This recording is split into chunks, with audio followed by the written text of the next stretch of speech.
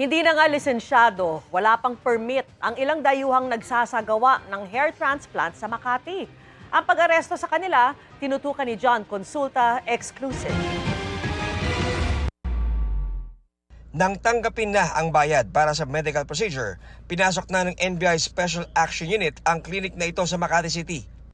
We received a report that this clinic is being operated by a foreign national posing as a doctor. Sakto namang katatapos lang doon magsagawa ng hair transplant procedure sa isang pasyente.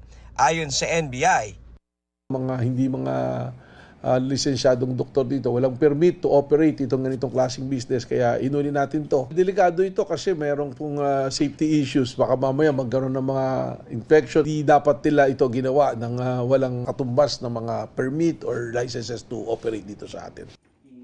tumambad din sa raiding team ang mga gamot at anesthesia na ginagamit sa medical procedure na inaabot ng 5 oras. Umaabot sa 220,000 pesos ang singil sa kada pasyente na nagpapa-hair transplant.